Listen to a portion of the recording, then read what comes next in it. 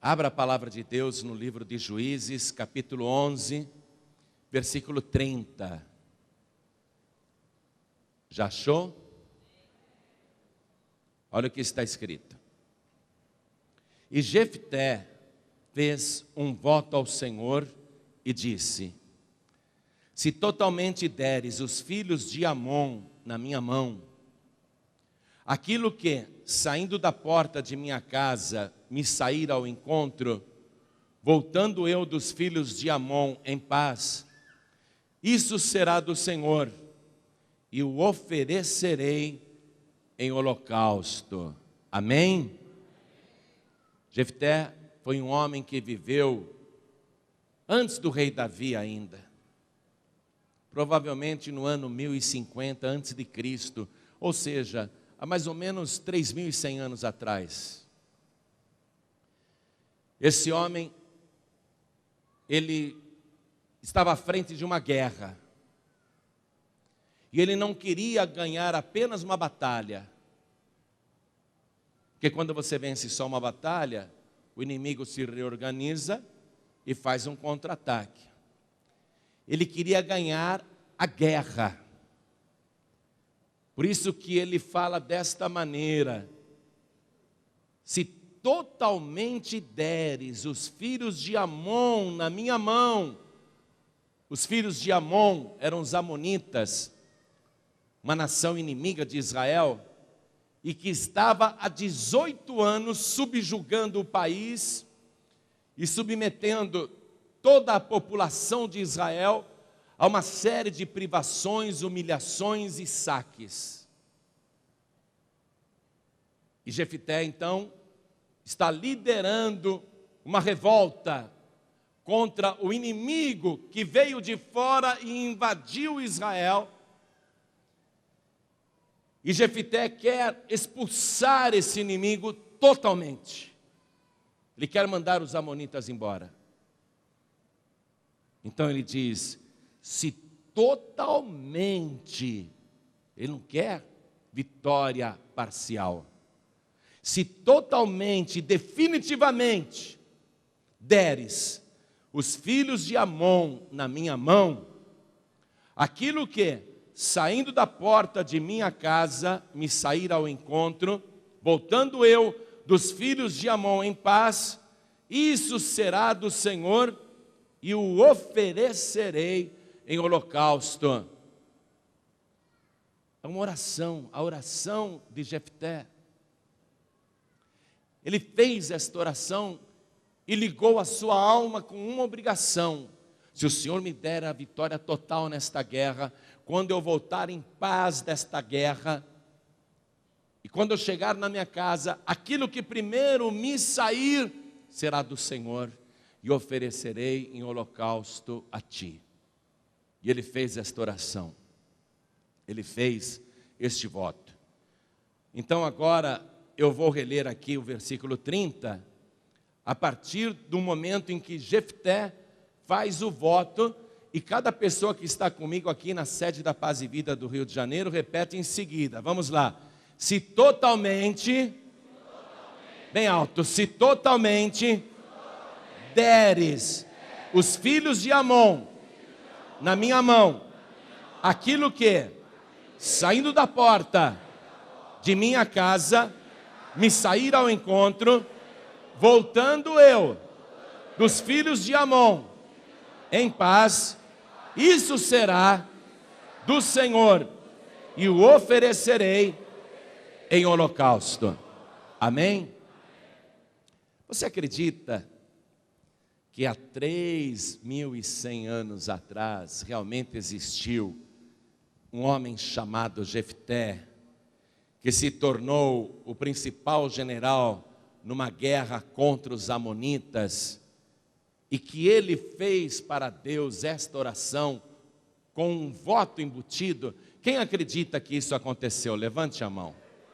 Por que você acredita? Porque está aqui? Que coincidência. Eu acredito porque está aqui. E o que está aqui é a verdade. A palavra de Deus é a verdade. Jesus disse: passarão os céus e a terra, mas as minhas palavras não hão de passar. Então você que crê nesta palavra, desocupe as tuas mãos e dê a melhor salva de palmas para a palavra de Deus. E enquanto você aplaude, abra a tua boca e diga: glória ao teu nome, Senhor. Isso, aplaude, dá glória, glorifica, aplaude e dá glória. Faz este glória sair do fundo do teu ventre. Isso, continua.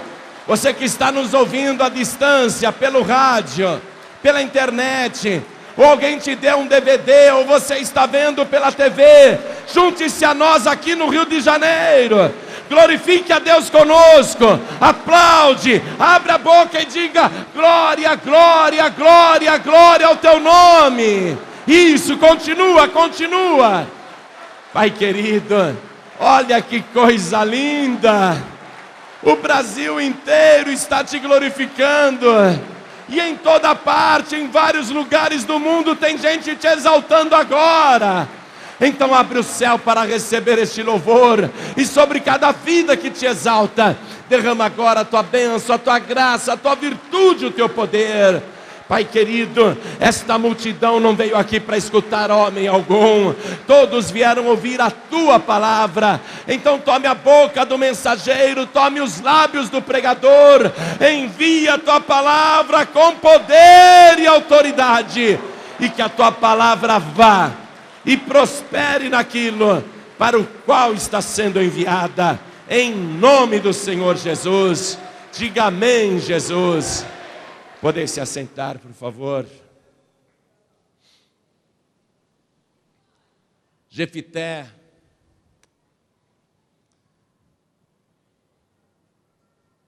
foi fruto de uma relação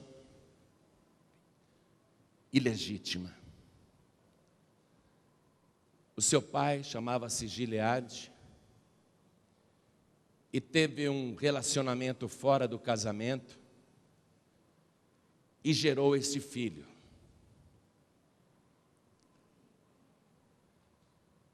E se ainda não bastasse Jefité ser considerado um filho ilegítimo, a sua mãe era uma prostituta. Ou seja, Jefité não foi fruto de uma aventura amorosa, de uma paixão arrebatadora. O pai de Jefté não se apaixonou por uma moça lá fora do casamento e acabou fazendo um filho nela. Não. Jefté foi numa casa de prostituição, pagou a uma prostituta que recebeu para fazer o serviço sexual, porém, Jefté foi gerado ali. E por causa disso, Jefté era uma pessoa muito desprezada e marginalizada desde a sua infância. Ele era considerado pela verdadeira esposa de Gileade, ele era considerado por ela um bastardo. E os filhos legítimos de Gileade desprezavam Jefté, dizendo: ele é ilegítimo. Essa figura do filho ilegítimo existiu durante muitos anos no direito internacional, mas agora no Brasil, o Código Civil acabou com isso, a Constituição brasileira também. Não existe mais filho ilegítimo. Todos os filhos são iguais e todos os filhos têm os mesmos direitos e todos os filhos são considerados legítimos. A legislação avançou nisso. E é evidente, não é o filho que é ilegítimo, é a relação que foi ilegítima. A criança nunca é ilegítima. O filho não tem culpa nenhuma de nada. A relação que o gerou, sim, pode ter sido ilegítima. Mas nenhum filho é ilegítimo. E felizmente o direito brasileiro já corrigiu isso. Mas na época de Jefté, havia muito preconceito contra ele e também pela agravante da sua mãe ser uma prostituta. Ou seja, Jefté não teve uma família. Jefité nunca soube o que era o amor de um pai, o abraço de um pai, o carinho de um pai. Jefité também nunca soube o que era o amor e o carinho de uma mãe, que é o amor mais próximo na terra, que pode se comparar ao amor de Deus. Jefité nunca soube o que é o amor de uma mãe, porque a mãe dele era uma mulher realmente leviana, era prostituta. E nem tampouco ele conheceu esse amor e esse carinho dos seus meios irmãos, porque os seus meios irmãos o desprezavam, tanto que exigiram que Jefité, adulto, fosse expulso de casa, dizendo: ele não vai herdar nenhuma herança conosco. E tanto os meios irmãos de Jefté pressionaram, que de fato Gileade, o seu pai, o mandou embora para uma terra distante. E Jefté não suportava mais viver também em Gileade. Ele não suportava mais viver ali naquela região montanhosa. Era muita humilhação. Então Jefté nunca soube o que era uma família. Nunca soube o que era isso. E ele foi para uma terra distante chamada Tobi, ou Tobi. E ali naquela terra distante, num outro país, Jefté começou a chamar a atenção dos homens daquele lugar. E a palavra diz que eram homens vis, homens sem valor.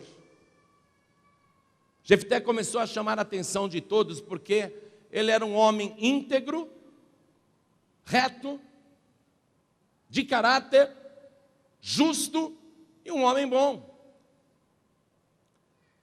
E ele começou a atrair pessoas por causa desse caráter exemplar. Aqueles homens que eram vis começaram a admirar Jefté e foram se aproximando dele. E no fundo Jefté começou a despertar o desejo nos outros homens para que fossem como ele, uma pessoa íntegra, reta, que se desviava do mal, uma pessoa justa, uma pessoa que agia com equidade, uma pessoa serena, uma pessoa equilibrada, uma pessoa boa. Jefté, ele foi atraindo lá em Tobi os homens daquele lugar, e ele atraía pessoas do mais baixo nível que, de se aproximarem de Jefté e conviverem com Jefté, foram também assimilando as suas virtudes e qualidades e se tornando semelhantes a ele. Então Jefté tornou-se em Tobi um líder do lugar, uma espécie de governador, uma espécie de rei naquele país estrangeiro. E ali em Tobi, Jefté conheceu uma moça,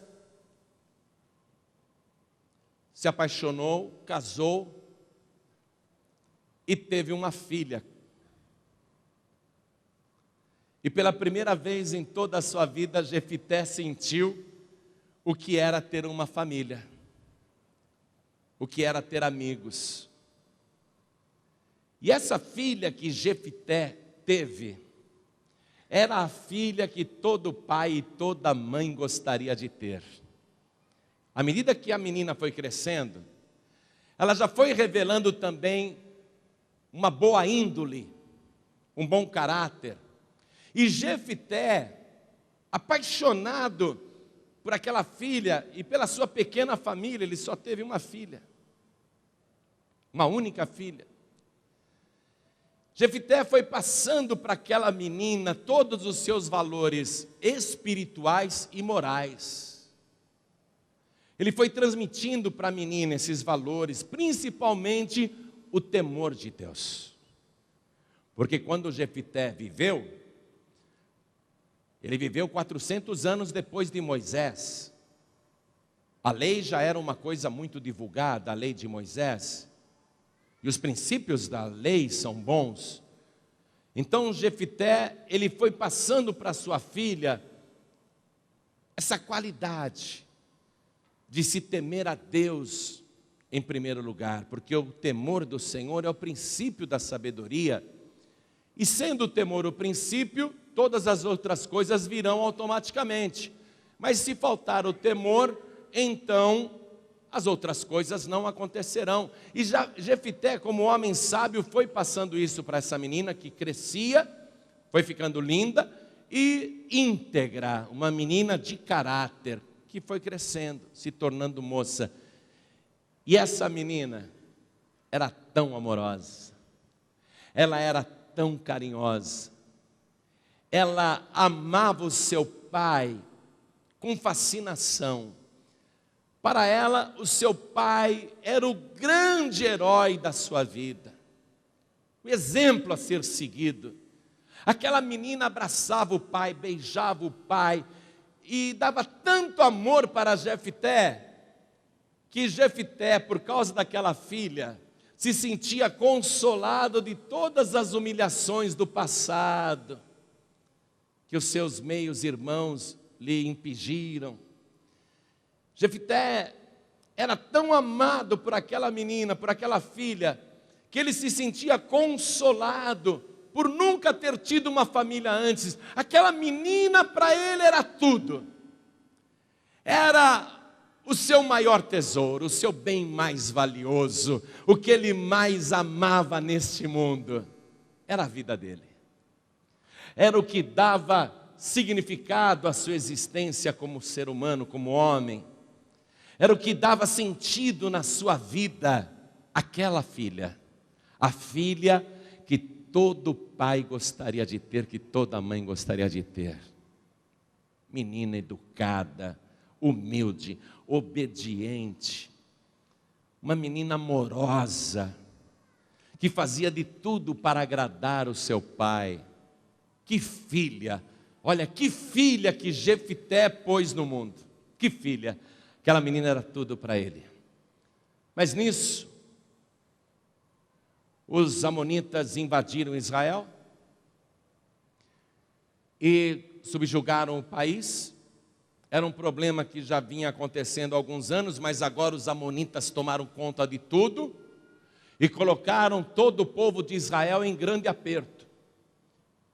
E como Israel era constantemente saqueado, como o país era constantemente roubado, invadido, Israel não tinha força física ou militar para reagir. Todas as tentativas fracassavam, porque os amonitas vinham em grande número e tomavam conta de tudo, e saqueavam tudo, estupravam, matavam, barbarizavam, e deixavam para trás uma terra arrasada, e exigiam ainda pesados tributos dos israelenses. E essa situação durou 18 anos, até que em Israel, os homens mais sábios, os anciãos, os mais velhos, fizeram uma reunião, um conselho de segurança, para eleger em todo o país, procurar alguém que pudesse ser o líder, que encabeçaria uma revolta para expulsar os amonitas da nação, fazer com que eles se retirassem daquela terra. E eles procuraram em todo o país e não acharam ninguém.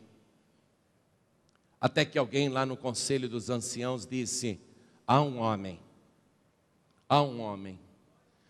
que é varão valoroso, valente, íntegro, reto, que pode nos ajudar, mas ele não está mais no nosso país. Quem?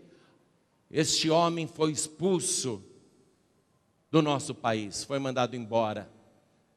E no outro país que ele se estabeleceu, ele é honrado como rei.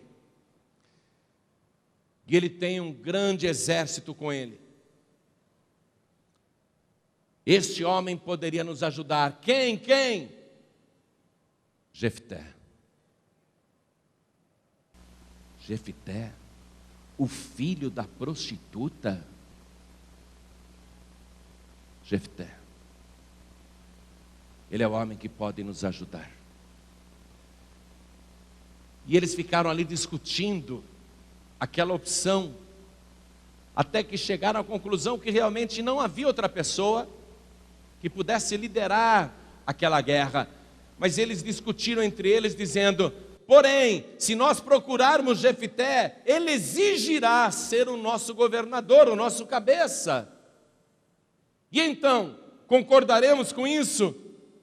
E eles disseram: é melhor a gente ser liderado por um cabeça do nosso povo, do que ser cauda desse povo estrangeiro que vive invadindo o nosso país e nos saqueando. Está bem, então, concordamos, o conselho votou, concordou, vamos até Tobi. Vamos falar com Jefté. E quando eles chegaram, eles já foram prometendo: Jefté, se você aceitar esta missão, você será o nosso cabeça. E Jefté diz a eles: agora que vocês estão em grande aperto, vocês me procuram? Sim, Jefté, é por isso mesmo que estamos te procurando. Estamos num aperto muito grande e só você pode nos livrar. Você aceita esta missão, Jefté? E Jefté diz: se eu aceitar esta missão, eu serei cabeça de vocês, eu vou retornar ao meu país como cabeça? Sim, Jefté. E se eu vencer os amonitas, então vocês continuarão me mantendo como cabeça? Sim, Jefté. Então Jefté aceita o encargo. E ele vai primeiramente falar com o rei dos amonitas, propondo uma embaixada de paz, um acordo diplomático, para que os amonitas espontaneamente fizessem um acordo de paz, retirassem suas tropas de Israel, voltassem para o seu país, e que eles não mais agredissem o povo de Israel, nem saqueassem. E o rei dos amonitas não aceitou a embaixada de paz. Então Jefté não teve outra alternativa senão se defender naquela guerra, porque o inimigo estava por cima e ele não queria acordo de paz. Foi aí que Jefté fez esta oração que eu li para você no início da mensagem. Jefté fez um voto ao Senhor e disse: se totalmente deres os filhos de Amon na minha mão, aquilo que, saindo da porta de minha casa, me sair ao encontro, voltando eu dos filhos de Amon em paz, isto será do Senhor e o oferecerei em holocausto. Quando Jefté fez esta oração, ele achou que tinha legitimidade para fazer isso, porque Jefté pensava com ele mesmo: quem deu esta terra para o povo de Israel foi o próprio Deus, que a prometeu a Abraão, Isaque e Jacó. Ele nos trouxe do Egito e nos colocou aqui nesta terra. Esta terra nos foi dada por Deus. Deus não deu esta terra para os amonitas. Os amonitas não têm legalidade de invadir o nosso país, de nos saquear, de nos roubar. Eles têm que ser expulsos daqui. Então, dentro dessa legalidade foi que Jefté fez esta oração, este voto a Deus. Vitória total contra os amonitas. E Deus teria que intervir naquela situação. Por quê? Porque Israel não tinha armas e nem pessoal treinado em número suficiente para combater o numeroso exército dos amonitas. Jefté sabia que ele, com seu exército, ainda que fossem muitos, comparados ali com os amonitas, eles eram em pequeno número, estavam em desvantagem numérica. Jefté sabia que somente um milagre poderia mudar aquela situação. Então Jefté vai e fala com o autor dos milagres, com o único que pode operar milagres, e ele faz esta oração: se totalmente me deres os amonitas nas minhas mãos, quando eu voltar em paz desta guerra contra os amonitas, depois de tê-los vencido, e eu chegar em casa, aquilo que sair da minha casa, em primeiro lugar, eu oferecerei ao Senhor, será do Senhor, e oferecerei em holocausto ao Senhor. Jefté fez esta oração e foi para a guerra. Liderou aquela guerra desproporcional, e Deus operou um grande livramento através de Jefté. E Israel conseguiu expulsar definitivamente os amonitas do país. E Jefté volta desta guerra como um herói nacional. Ninguém mais agora vê Jefté como filho da prostituta. Ninguém mais despreza Jefté, porque agora ele é um símbolo de coragem, valentia, ousadia e fé para toda a nação. Jefté vê que agora ele é amado no país inteiro. Os seus meios irmãos que antes o desprezavam, agora sentem por ele muita admiração e têm até prazer de dizer: nós somos irmãos do Jefté. Jefté conheceu a honra, Deus lhe deu tudo isso, mas já tinha muito tempo que ele não ia para casa. Ele estava morrendo de saudades da filha dele. Ele ficou muito tempo na guerra. O coração dele apertava, doía de saudades. E depois de todas as celebrações e comemorações e toda a honra que Jefté recebeu, ele finalmente vai para casa.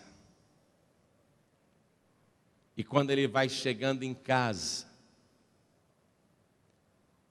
a sua filha, a única filha que ele tinha, a filha que ele amava, a filha que lhe ensinou o quanto ele era importante, a única pessoa no mundo que o valorizou desde o começo e acreditou nele sempre, que sempre o teve como herói, aquela filha obediente, amorosa, carinhosa, linda,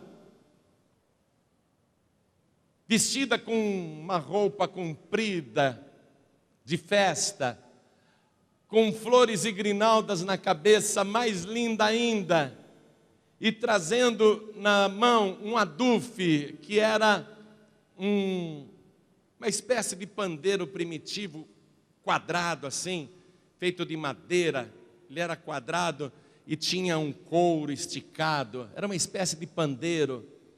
Ela vem tocando o seu adufe e cantando, e ela é a primeira a sair de casa. E atrás dela vem as damas de companhia, porque até aquele momento Jefté era um homem honrado. Quando ele voltou para Tobi e viu a sua filha saindo de casa desse jeito, a filha sorrindo para ele, alegre, feliz, louvando a Deus pela vitória que o seu pai tinha conseguido, porque a notícia tinha chegado até em Tobi. Ao invés de Jefté sentir alegria, sorrir e abraçar a filha, Jefté, ele quase enlouqueceu. Jefté foi possuído por um pânico, por uma aflição. Ele ficou amargurado e a filha vem na direção dele dançando, tocando o adufe junto com as damas de companhia. Aquela moça tão linda, aquela filha tão boa, aquela filha tão maravilhosa. Jefté, ele rasga as vestes num sinal de grande tristeza. E esse era um costume no Oriente, sempre que havia luto, tristeza ou dor, a pessoa demonstrava isso rasgando as vestes. E Jefté está tão arrasado, tão triste, que ele rasga as vestes. Ele rasga as vestes, a filha vem na direção dele, mas ele se lança no chão, e ele pega o pó da terra, e ele joga para o alto, e ele esfrega no rosto, e ele chora, e ele olha para a filha dele, e ele chora, e a filha fica sem ação. Para a filha aquele era um dia de muita alegria, de muita festa. Ela não entende a reação do seu pai. E veja o que este pai diz para essa filha, acompanhe comigo. Eu vou ler para você desde o versículo 34. Vindo, pois, Jefté a Mispa, a sua casa, eis que a sua filha lhe saiu ao encontro com adufes e com danças, e era ela só, a única, não tinha outro filho nem filha. Entenda isso, Jefté não tinha outro filho ou filha, era só ela, a única. E aconteceu que, quando a viu, rasgou as suas vestes e disse: ah, filha minha, muito me abateste, e és dentre os que me turbam, porque eu abri a minha boca ao Senhor, e não tornarei atrás. Aquela filha que nunca tinha dado o menor desgosto para o seu pai, tornou-se agora o motivo do maior desgosto de toda a sua vida. Porque ela foi a primeira a sair de casa. E ela só. Jefité, nesse conflito, chorando, ele pensa no que prometeu para Deus. Ele pensa na filha tão jovem e bonita, seu grande tesouro, a sua grande riqueza, o seu bem mais valioso da terra. Jefité, nesse conflito de consciência, nessa amargura de alma, ele decide honrar aquilo que saiu da sua boca e aquilo que ele prometeu para Deus. Eu disse a você que quando Jefté viveu a lei de Moisés, já tinha cerca de 400 anos. Eu quero que você veja o que diz a lei de Moisés a respeito de voto. Livro de Números, capítulo 30. Livro de Números, capítulo 30.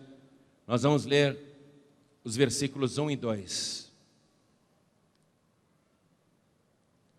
E falou Moisés aos cabeças das tribos dos filhos de Israel. Veja, ele falou aos cabeças. E Jefité é o cabeça de Israel agora. E falou Moisés aos cabeças das tribos dos filhos de Israel, dizendo: esta é a palavra que o Senhor tem ordenado. Moisés está dizendo: não fui eu quem disse isso. Esta é a palavra que o Senhor tem ordenado, é ordem. Quando um homem fizer voto ao Senhor, ou fizer juramento, ligando a sua alma com obrigação, não violará a sua palavra, segundo tudo o que saiu da sua boca, fará.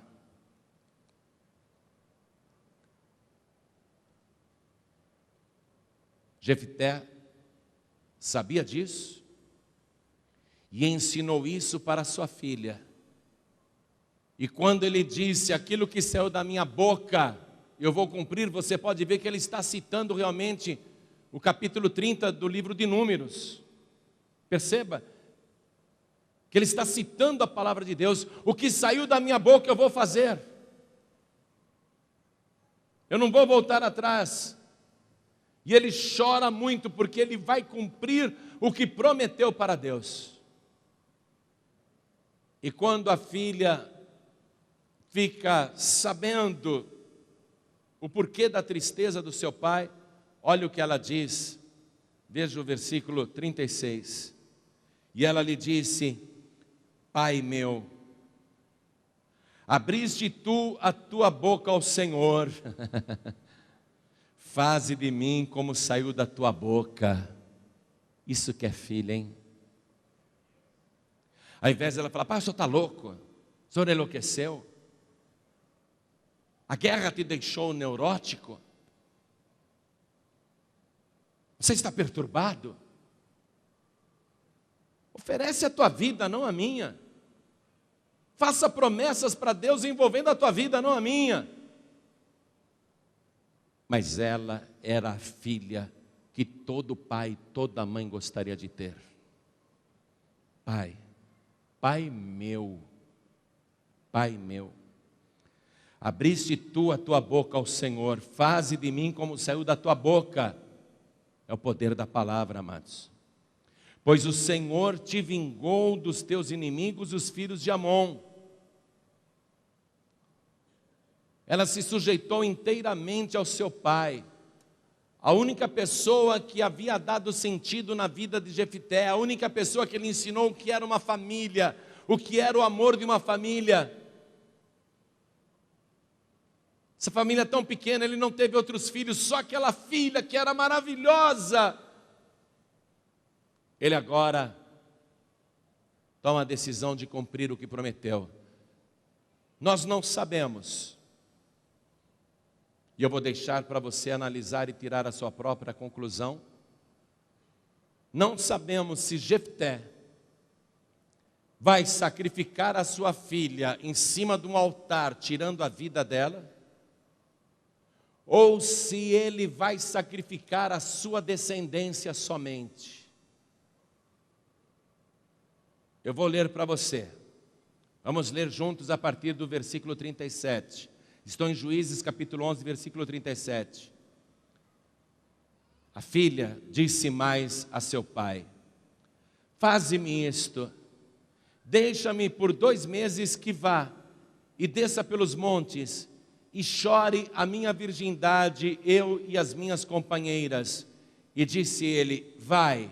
E deixou-a ir por 2 meses. Então foi-se ela com as suas companheiras e chorou a sua virgindade pelos montes. E sucedeu que, ao fim de 2 meses, tornou ela para o seu pai, o qual cumpriu nela o seu voto que tinha feito, e ela não conheceu o varão. E daqui veio o costume em Israel, que as filhas de Israel iam de ano em ano a lamentar a filha de Jefté, o gileadita, por 4 dias no ano.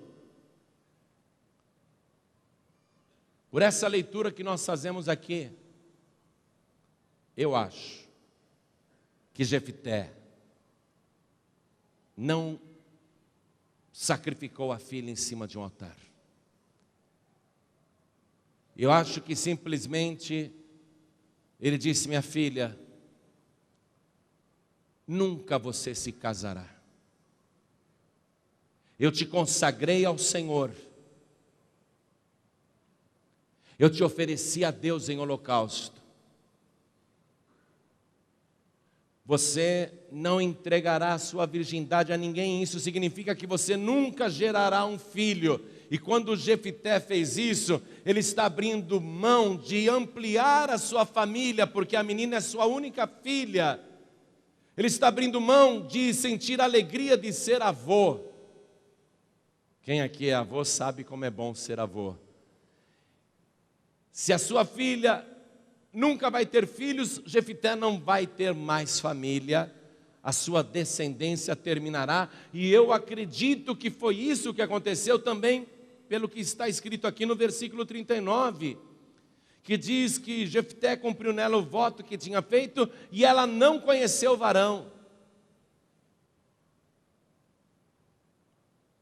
O homem que não tinha família, ficou sem família, ficou sem descendentes. Eu acho que esse foi o sacrifício. Ele sacrificou a alegria de ver um neto, de ser avô. Jefté não é considerado um homem tolo.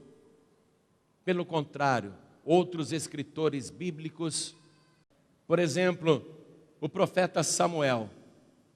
Vamos comigo no primeiro livro do profeta Samuel, capítulo 12. Primeiro livro do profeta Samuel, capítulo 12. Nós vamos ver o versículo 11.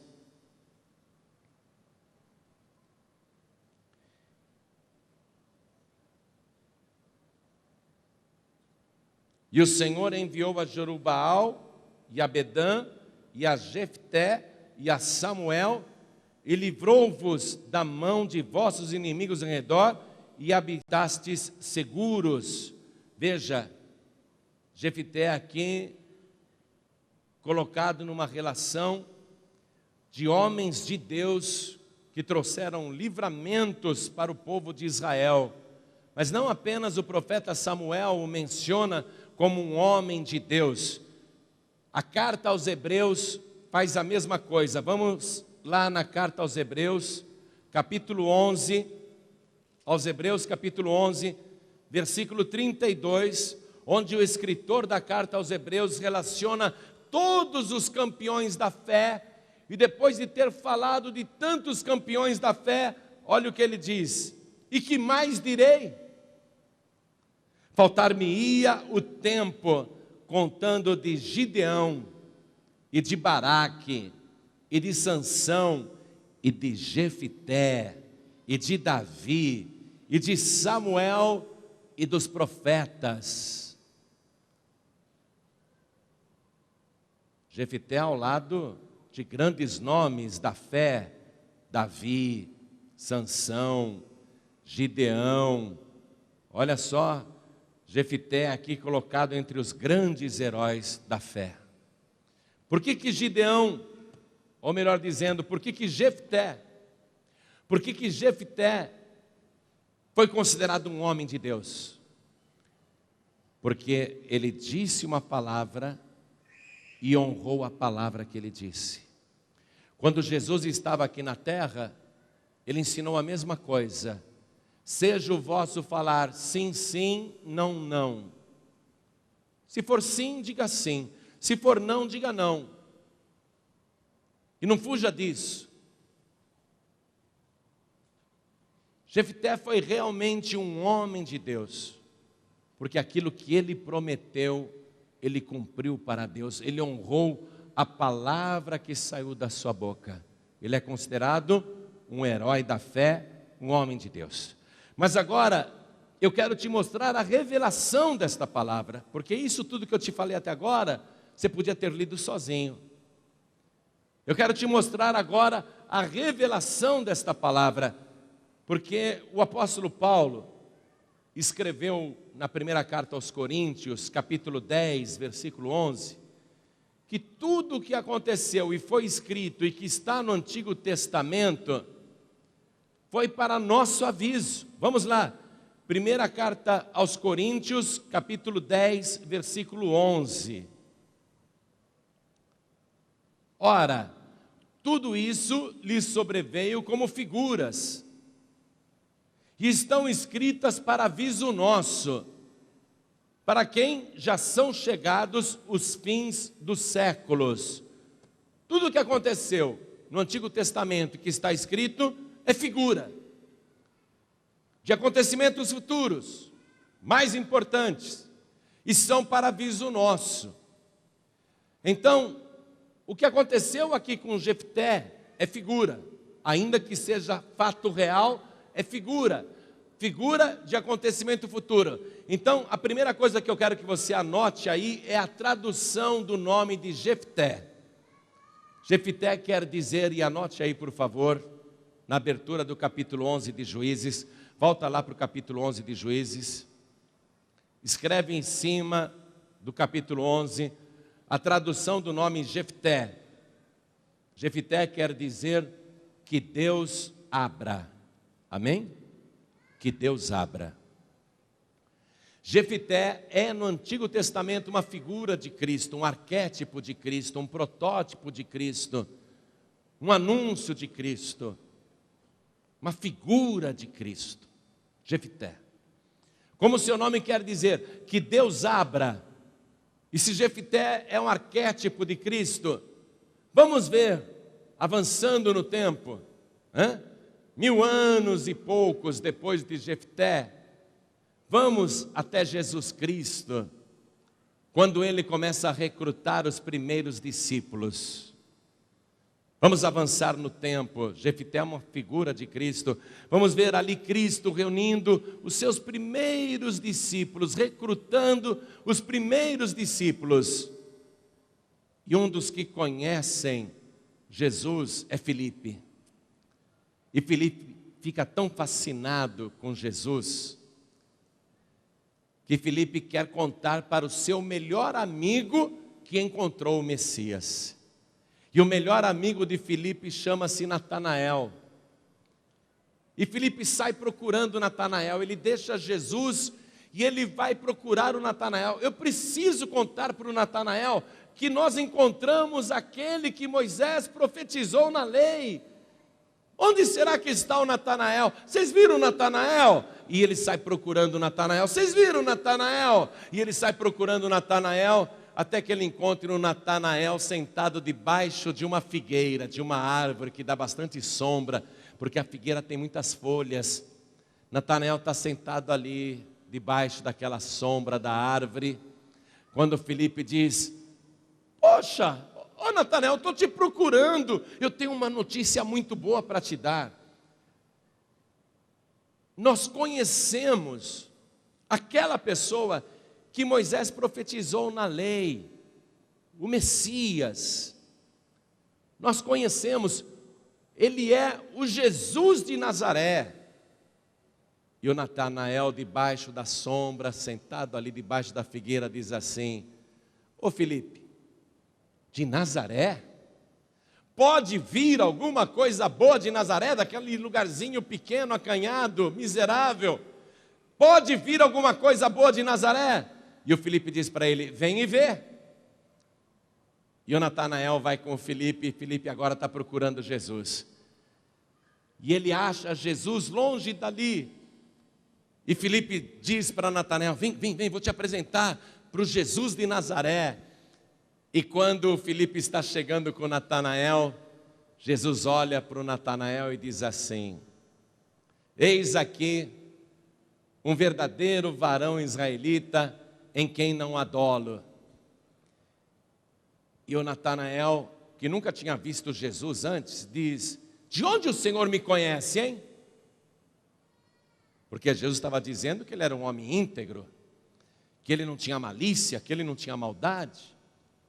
Natanael pergunta: de onde que o Senhor me conhece?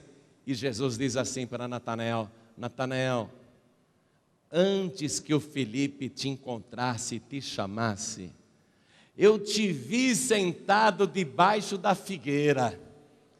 Aí o Natanael começa a tremer, porque ele pensa: se ele me viu sentado debaixo da figueira, ele também ouviu o que eu falei. Ele também ouviu o que eu disse, ele sabe do meu comentário. Aí o Natanael, tremendo, diz assim: Rabi, tu és o Filho de Deus, tu és o Deus, o Rei de Israel. E Jesus disse para Natanael: ô Natanael, porque eu disse que eu te vi debaixo da figueira antes do Filipe te chamar, você crê? Sim, eu creio, tu és o Rei de Israel. Natanael e todos vocês, discípulos, coisas maiores do que estas vocês vão ver a partir de hoje. Eu vos digo que a partir de agora vereis o céu aberto e os anjos de Deus subindo e descendo sobre o Filho do Homem. O que quer dizer Jefité? Que Deus abra. Jesus é o próprio Deus. E o que foi que ele disse? Vereis o céu aberto. É o que você vai ver a partir de hoje, meu querido. É o que você vai ver a partir de agora, minha querida. A partir de agora você vai ver o céu aberto, os anjos de Deus subindo e descendo, porque Jesus é aquele que abre o céu. Oh glória! O único que abre o céu, em todos os sentidos. Ele abre o céu para chover bênçãos, e é Ele que abre o céu para nós entrarmos lá. Olha só, muito bem. Então vamos continuar na revelação aqui da palavra. Então, Jefté é um arquétipo de Cristo.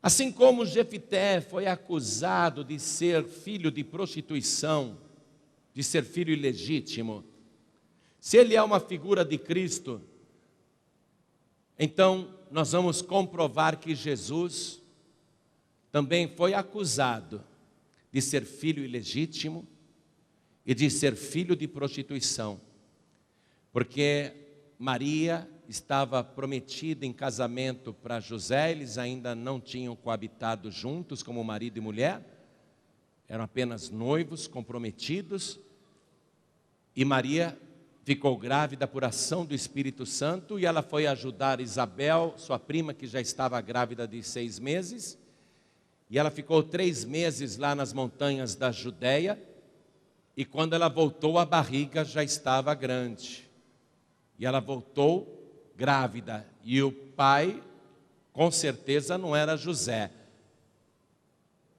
Então, quando a Maria voltou grávida, mesmo que ela fosse noiva de José, ela estaria em pecado, porque ela teve relação antes do casamento. Mas José sabia que ele não era o pai. Então ficou a suspeita de que Maria tivesse se prostituído nas montanhas da Judéia. Jesus sofreu essa discriminação como filho ilegítimo, em todos os sentidos. Vamos ver uma coisa aqui, quando Jesus discutia com os judeus que queriam matá-lo. Os judeus combatiam Jesus abertamente, e Jesus ali reafirma que ele é filho de Deus. E os judeus dão uma alfinetada em Jesus. Vamos no Evangelho de João, capítulo 8. Evangelho de João, capítulo 8. Vamos ver aqui o versículo 40. Vamos acompanhar esse debate, essa discussão entre Jesus e os judeus. Jesus diz assim para eles: mas agora procurais matar-me, a mim, homem que vos tem dito a verdade que de Deus tem ouvido. Abraão não fez isso. Vós fazeis as obras de vosso pai. Disseram-lhe, pois, nós não somos nascidos de prostituição, temos um pai que é Deus. E quando eles disseram, Jesus, nós não somos nascidos de prostituição, eles estavam dando uma indireta para Jesus, como se Jesus fosse filho de prostituição. Continuando aqui esta palavra, versículo 42, disse-lhes, pois, Jesus, se Deus fosse o vosso Pai, certamente me amaríeis, porque eu saí e vim de Deus, não vim de mim mesmo, mas Ele me enviou. Por que não entendeis a minha linguagem? Por não poderdes ouvir a minha palavra. Vós tendes por pai ao diabo e quereis satisfazer os desejos de vosso pai. Ele foi homicida desde o princípio e não se firmou na verdade, porque não há verdade nele. Quando ele profere mentira, fala do que lhe é próprio, porque é mentiroso e pai da mentira. Mas porque vos digo a verdade, não me credes. Quem dentre vós me convence de pecado? E se vos digo a verdade, por que não credes?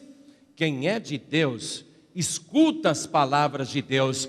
Por isso, vós não as escutais, porque não sois de Deus.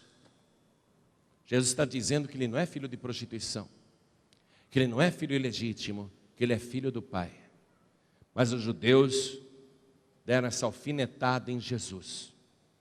Assim como Jefté era menosprezado por causa disso, Jesus também muitas e muitas vezes foi humilhado por causa disso. Por essa suspeita e por esse fato, Jefté foi rejeitado pelos seus meios irmãos. Você sabe que Jesus é judeu de nascimento. O povo judeu é seu povo irmão. Todos os judeus são irmãos de Jesus. Mas, por parte apenas de carne, no espírito, Jesus é meio irmão de todos os judeus. E assim como Jefté foi rejeitado pelos seus meios irmãos, Jesus também foi rejeitado pelos seus meios irmãos. O Evangelho de João, capítulo 1, versículo 11, diz assim: veio para os seus, mas os seus não o receberam. E tem uma outra referência aqui que fala dessa rejeição.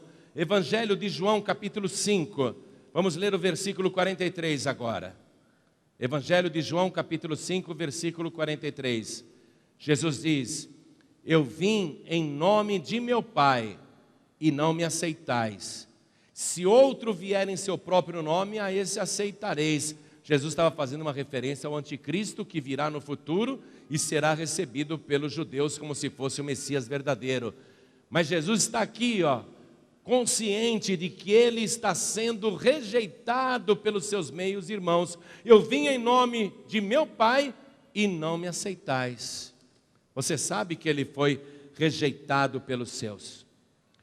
Depois de ser rejeitado até a morte, Jesus foi sepultado e 3 dias depois ressuscitou dos mortos. Ficou pelo prazo de mais ou menos 40 dias conversando com seus discípulos, dando as instruções finais, e em seguida ele é elevado aos céus para um lugar muito distante. Assim como Jefté, que foi rejeitado pelos seus meios irmãos, saiu de Israel e foi também para um país distante. Jesus, depois dos 40 dias da sua ressurreição, ele é levado para um lugar distante. Quero que você vá comigo no livro de Atos dos Apóstolos, capítulo 1, vamos ler o versículo 9. São comparações. Tudo que está no Antigo Testamento é figura do Novo. Atos capítulo 1, versículo 9, diz o seguinte: e quando Jesus dizia isso, vendo eles, quer dizer, os discípulos estão olhando para Jesus ressuscitado, vendo eles, foi elevado às alturas, e uma nuvem o recebeu, ocultando-o a seus olhos. E os discípulos ficaram olhando para as nuvens. Versículo 10, e estando com os olhos fitos no céu, enquanto ele subia, eis que junto dele se puseram 2 varões vestidos de branco, os quais lhes disseram: varões galileus, por que estáis olhando para o céu? Esse Jesus, que dentre vós foi recebido em cima no céu, há de vir, assim como para o céu o vistes ir. Então um dia ele vai voltar. Assim como Jefté ficou muitos anos numa terra distante e um dia voltou para ser cabeça em Israel, um dia também Jesus, que está num lugar distante, rejeitado pelos seus meios irmãos, um dia ele retornará com um grande exército para ser cabeça não apenas de Israel, mas o grande rei de toda a terra. Isso se cumprirá, ainda que os judeus não acreditem em Jesus. Quando Jesus fez aquela afirmação: eu vim em nome do meu Pai e não me aceitais, mas se outro vier em seu próprio nome, a esse recebereis, e ele falava do anticristo. Quando finalmente o anticristo se revelar, ele vai fazer um acordo de paz entre judeus e árabes. Ele vai restabelecer o sacrifício de animais em Jerusalém. Os judeus ficarão felizes, haverá uma falsa paz. 3 anos e meio depois, o anticristo irá tirar a máscara e ele procurará destruir todo o povo de Israel, a semente de Abraão. O anticristo reunirá todas as nações da terra, os amonitas. Ele reunirá para destruir Jerusalém e o povo judeu em Israel. Eles vão querer invadir o país. Naquele momento de grande aperto, nesse momento futuro que está para acontecer, os judeus clamarão por ajuda de Deus, e Deus ouvirá, e Deus responderá, mas não esse Deus que os judeus idealizaram, o Deus que eles rejeitaram é que virá. Ainda que eles não conheçam Jesus, eles clamarão para Jesus, e há uma profecia falando sobre isso, porque os judeus lá em Gileade, quando estavam em grande aperto, foram procurar e clamaram para Jefté: vem ser nosso cabeça. Um dia os judeus, eles clamarão para Jesus, sem conhecer que estarão clamando para Jesus. Vamos comigo no livro do profeta Isaías, capítulo 45, versículo 4. Isaías 45, versículo 4. Olha o que diz aqui a profecia: por amor de meu servo Jacó e de Israel, meu eleito. Saiba você que o povo judeu é o povo eleito de Deus. Eu a ti te chamarei pelo teu nome. Pus-te o teu sobrenome, ainda que não me conhecesses. Eu sou o Senhor e não há outro. Fora de mim não há Deus. Eu te cingirei, ainda que tu não me conheças. Para que se saiba desde o nascente do sol e desde o poente, que fora de mim não há outro. Eu sou o Senhor e não há outro. Os judeus, eles clamarão: Senhor, livra-nos. Estarão em grande aperto, à beira da destruição final. Mas eles estão clamando para Jesus e não sabem, não conhecem isso. E Jesus virá em socorro deles com seu grande exército. Vamos agora no profeta Zacarias. É o penúltimo livro do Antigo Testamento. Profeta Zacarias, capítulo 12, versículo 9. Tudo que você está ouvindo agora é profecia de fato futuro que vai acontecer muito breve. Acompanhe. E acontecerá naquele dia que procurarei destruir todas as nações que vierem contra Jerusalém. E sobre a casa de Davi e sobre os habitantes de Jerusalém derramarei o espírito de graça e de súplicas, e olharão para mim a quem traspassaram, e o prantearão como quem pranteia por um unigênito, e chorarão amargamente por ele, como se chora amargamente pelo primogênito. Quando Deus vier em socorro do povo judeu, eles verão que é aquele que eles diziam que era filho da prostituta. Em Israel até hoje se divulga isso, que Maria traiu José, que Jesus é um filho ilegítimo, que é filho de prostituição. Eles verão então que aquele que está vindo em socorro deles é aquele que eles chamavam de o filho ilegítimo, o filho da prostituição.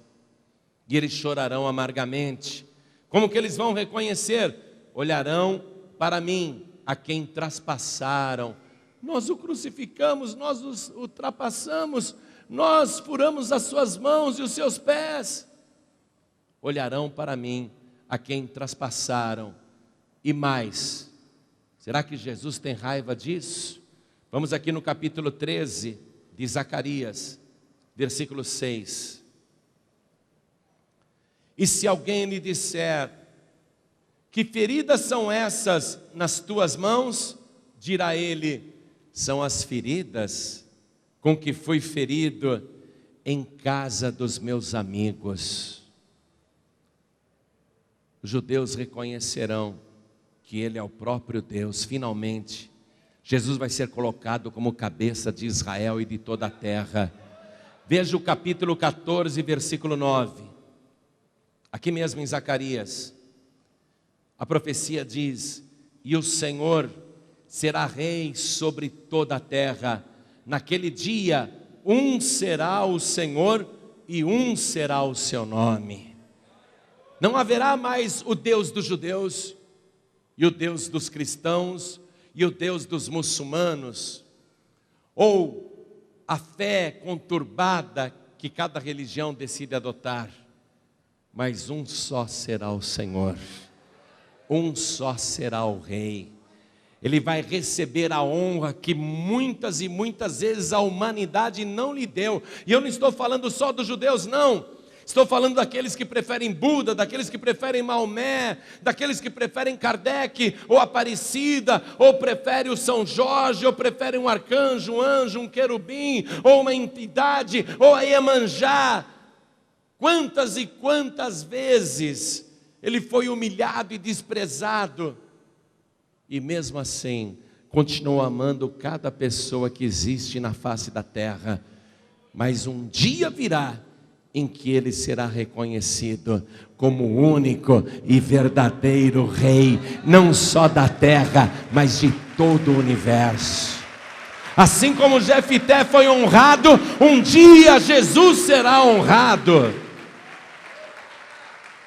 Agora você sabe muito bem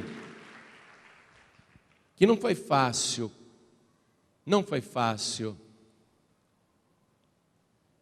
para Jefté fazer valer a palavra que prometeu, amando tanto aquela filha única, sacrificando a sua descendência. Jefté também é uma figura que mostra que um homem de Deus tem que ter palavra. É uma figura de todos nós. A sua vida está aqui para aviso nosso. Se a gente quiser deixar de ser humilhado para ser cabeça, nós temos que cumprir a palavra que sai da nossa boca. Jefté cumpriu essa palavra. A filha era o que ele mais amava neste mundo e ele consagrou inteiramente a Deus. Ele abriu mão de ter uma família futura, de ser avô, para cumprir o que prometeu. Do mesmo modo, não foi fácil para Deus cumprir o que estava prometido desde antes da fundação do mundo. Porque a palavra declara que Jesus é o Cordeiro de Deus que foi morto desde antes da fundação do mundo. Já era um plano de Deus, mas chegou o dia em que aquele plano teve que ser materializado. E Deus teve que cumprir a sua palavra. E até o fim, Ele deu o seu Filho em holocausto por todos nós, morrendo na cruz do Calvário por todos nós. Por isso que Ele é Deus, porque o que Ele promete, Ele cumpre. E Jesus também mostrou que Ele cumpriu a palavra, porque quando Pedro pegou a espada e reagiu à prisão de Jesus, Jesus disse: Pedro, guarda essa espada. Como então se cumpririam as Escrituras que dizem que o Cristo tem que padecer? Como que a palavra de Deus vai se cumprir se eu reagir a essa prisão, Pedro? Guarda a tua espada. Jesus também cumpriu a palavra, para cumprir a Escritura, a palavra de Deus. E esse era o grande segredo de Jesus. Ele dizia: eu falo tudo aquilo que o Pai me ensina, e eu só faço aquilo que agrada ao Pai. Jesus foi muito desprezado e humilhado, e ainda é. Mas você pode ser aquele filho, aquela filha, que compensa toda a tristeza que ele sofre com o resto da humanidade. Você pode ser aquele filho que dá orgulho ao Senhor. Você pode ser aquela filha que agrada ao Senhor, aquela pessoa disciplinada, obediente, fiel, amorosa, que não blasfema, que não murmura. Deus já sofreu muitas decepções também com a humanidade, mas Jesus é aquele filho que compensa o Pai, porque Jesus é o melhor filho que já existiu e é o filho que todo pai gostaria de ter. Jesus é a compensação para Deus de toda a rebelião dos homens e das mulheres deste mundo, os filhos maus e ingratos que rejeitam o Senhor. Jesus é o consolo do Pai, mas o Pai foi e cumpriu a palavra. Jesus tinha que ser o Cordeiro de Deus que tira o pecado do mundo. Jesus cumpriu a palavra. Ele poderia ter reagido à prisão. Pedro, eu poderia invocar agora 12 legiões de anjos. 72 mil anjos agora aqui no Monte das Oliveiras para me livrarem. Mas como queria se cumprir a palavra do Pai? A palavra tem que ser cumprida. Quem está entendendo isso, diga amém. Deus cumpriu a palavra, Jesus cumpriu a palavra, Jefité cumpriu a palavra. A pessoa que não cumpre a palavra, ela é filha do diabo, ela dá lugar ao maligno. Jesus disse: seja o vosso falar sim, sim, não, não, o que passa disso é de procedência maligna. O diabo é mentiroso e pai da mentira. O diabo é o único que promete e não cumpre. Vai lá no terreiro, ele promete um monte de coisa, não cumpre nem para o pai de santo, nem para a mãe de santo. O diabo não cumpre nem com seus súditos. E toda pessoa que tem uma palavra fraca, que não cumpre o que promete, essa pessoa está dando lugar para o maligno. Porque a pessoa que é de Deus, ela cumpre a palavra de Deus. Vamos ficar todos de pé agora. Deixa eu dizer uma coisa importante nesse momento. Quando Jefité foi lá para Tobi, ele foi morar numa terra distante onde só tinha homens vis, homens sem valor, sem caráter. Mas à medida que aqueles homens vis foram se aproximando de Jefité, eles foram absorvendo as qualidades morais e espirituais de Jefité. À medida que os moradores de Tobi foram conhecendo Jefté, começaram a desejar ser como ele. Eu disse que Jefité é uma figura de Jesus Cristo, e é verdade. Jesus Cristo, quando estava aqui na terra, ele só andava com pessoas vis. Ele andava com ladrões e prostitutas, com pecadores, com publicanos. E era criticado por comer e beber com pecadores. Mas Jesus um dia disse: os que têm saúde não precisam de médicos, mas sim os doentes.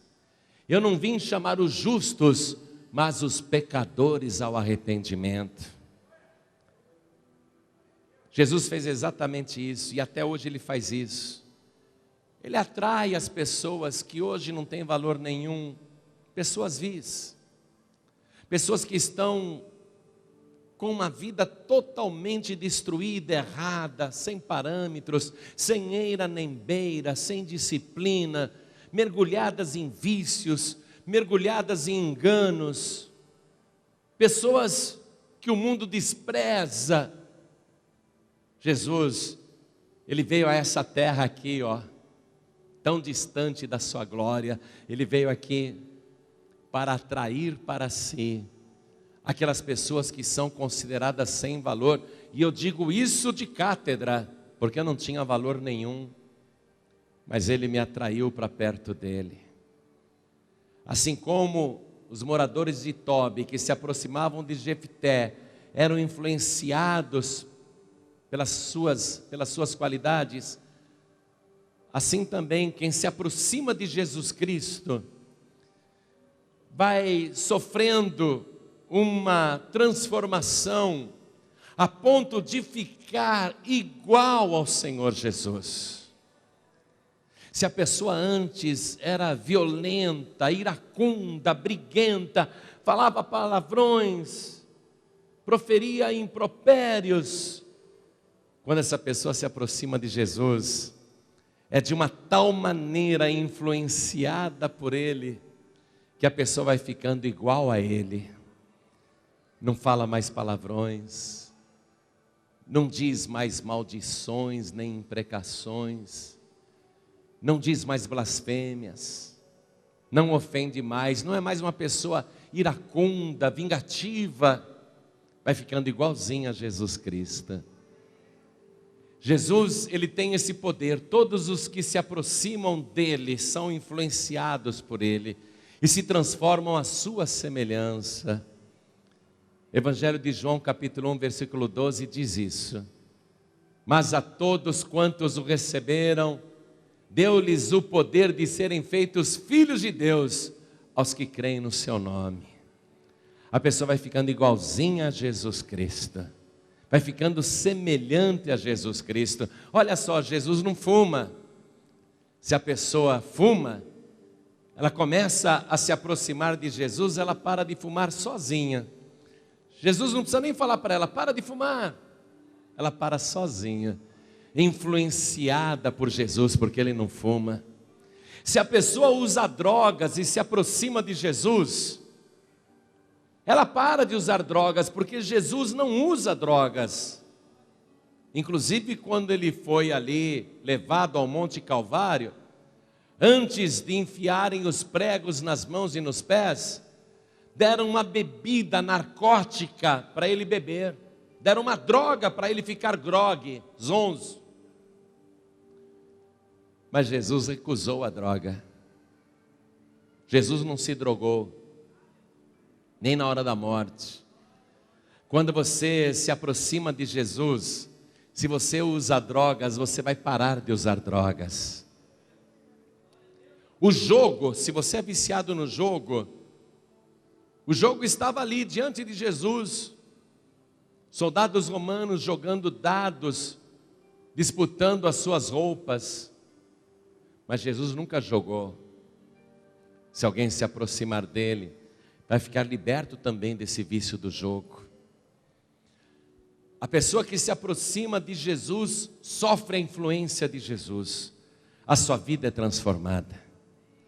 Se você é uma pessoa que tem a língua solta, se você é uma pessoa que não mede as palavras, ao se aproximar de Jesus, a tua palavra será doce como mel. Você vai aprender a falar como Jesus fala. De se aproximar de Jesus, você vai aprender a pensar como Ele pensa. Você vai começar a agir como Jesus agiria. Assim como Jefité, com seu caráter e vida espiritual, influenciou os moradores de Tobi e formou um grande exército, assim também Jesus Cristo está formando em toda a terra o maior de todos os exércitos. Um exército de pessoas lavadas e remidas pelo seu sangue. Um exército vitorioso de pessoas que pensam e agem como Ele. E Jesus hoje está te chamando para fazer esta mesma obra na tua vida. Assim como os moradores de Tobi se tornaram vencedores porque estavam com Jefté, ainda que você seja derrotado e já foi derrotada muitas vezes, ao se aproximar de Jesus, você vai se tornar um grande vencedor ou uma grande vencedora. É isso que Ele vai fazer com você agora. É isso que Ele deseja fazer. Então eu quero fazer um convite neste momento, para você se aproximar de Jesus Cristo agora.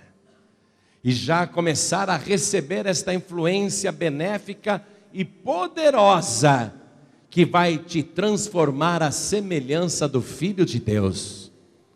Hoje você vai voltar para casa outra pessoa, se decidir se aproximar de Jesus Cristo. Basta se aproximar de Jesus. Basta estar aos pés de Jesus. Aquela mulher pecadora, ela foi aos pés de Jesus e chorou aos seus pés, beijou os seus pés, enxugou os seus pés com seus cabelos.